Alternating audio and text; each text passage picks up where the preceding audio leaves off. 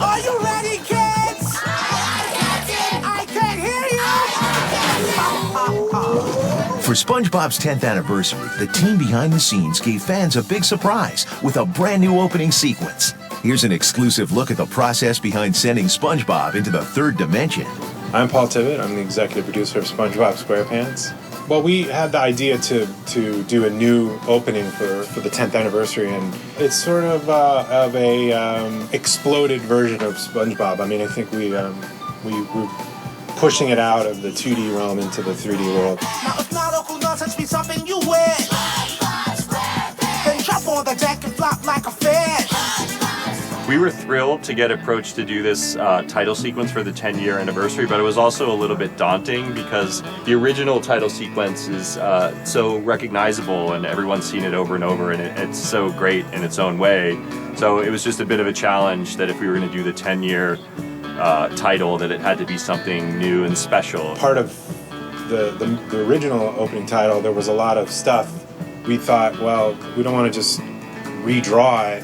We want it to be something special and different, so we thought we would do it in 3 dimensions, and then we brought the project to Screen Novelties, and they brought back all these other ideas that we were just blown away by, that we hadn't even really considered.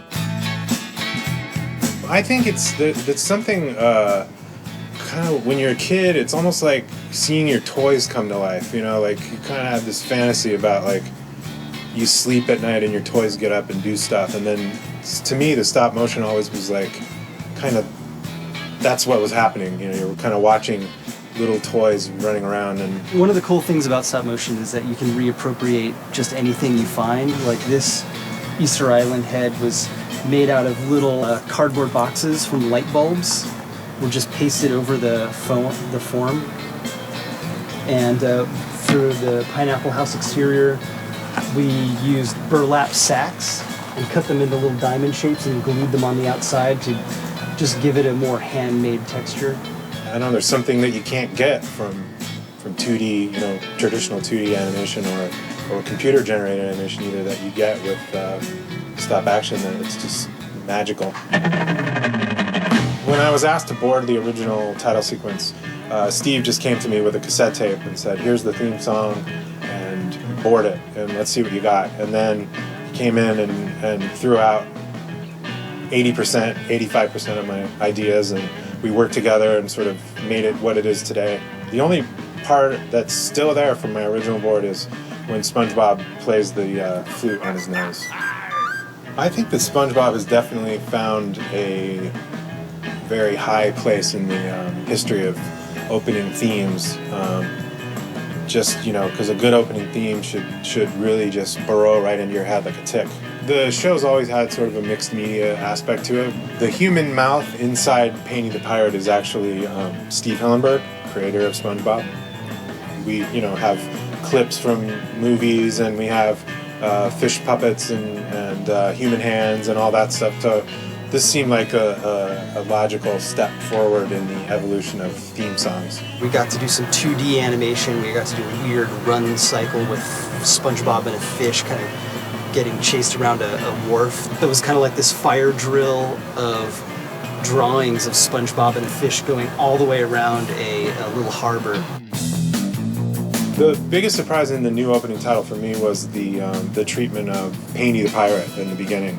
I think the whole coin-operated fortune-telling kind of arcade, old-fashioned turn-of-the-century arcade game was a great idea. Our idea was, like, our goal was, like, the more disturbing the better, because I don't think there's a fortune-telling machine out there that doesn't disturb people when they see it. Yeah. It was a great idea, and, you know, they brought it to us, and I was just expecting maybe a 3D version of the painting, but I think we got something totally different, and it's very cool.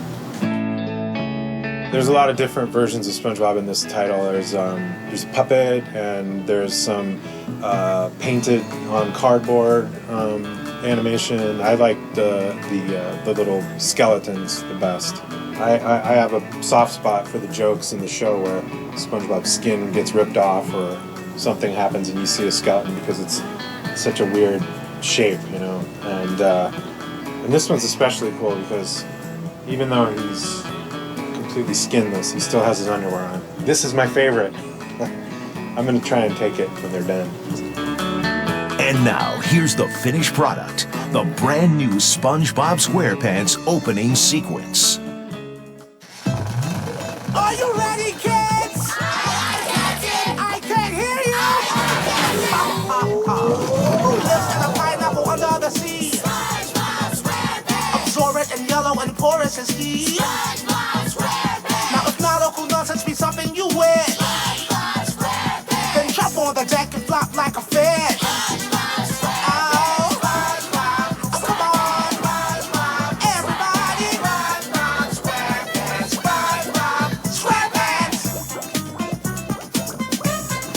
Well, when SpongeBob turns 20, we're gonna throw him an even bigger party with a bigger cake and more stuff. You can catch SpongeBob SquarePants only on Nickelodeon.